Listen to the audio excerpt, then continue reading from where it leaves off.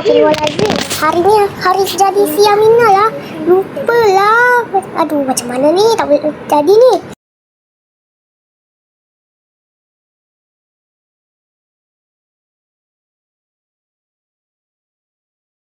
Ada apa ni awak? Kenapa ni? Tu, hari ni hari jadi Aminah. Saya lupalah macam mana tu. Dah, jangan panik. Nanti saya beli kek untuk Aminah. Aiman, Mama nak beli kek dulu untuk Aminah. Awak duduk rumah je. Okey, pergi dulu. Aiman nak main game dulu.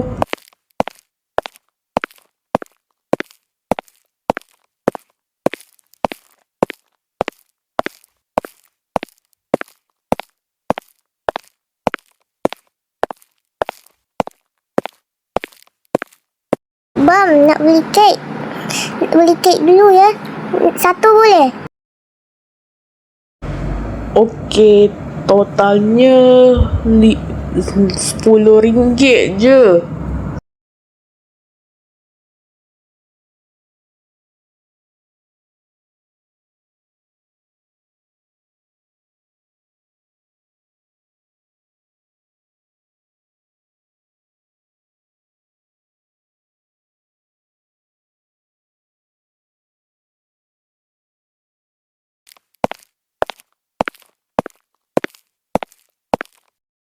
Okey, sudah beli ni kek.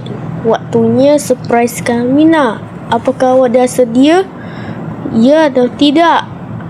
Sudah, waktunya surprisekan Aminah. Tunggu Aminah keluar dulu.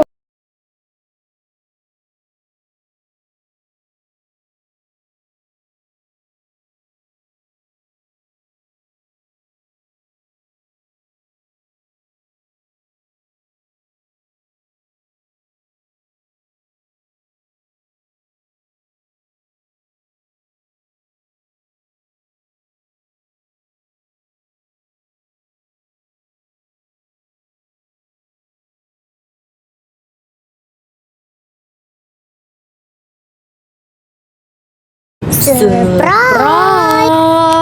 Selamat hari jadi Aminah. Selamat hari jadi.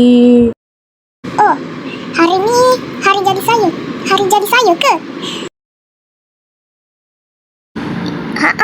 Ya.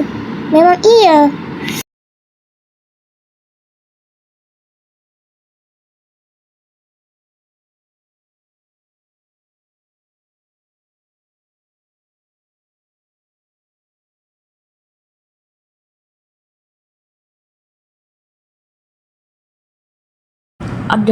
Ada apa ni?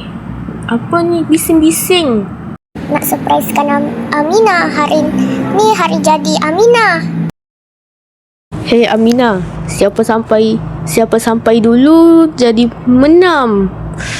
Hehe, saya sampai dulu. Hehehe, Aminah kalah, saya menang. Aiman, bagilah Aminah sampai dulu.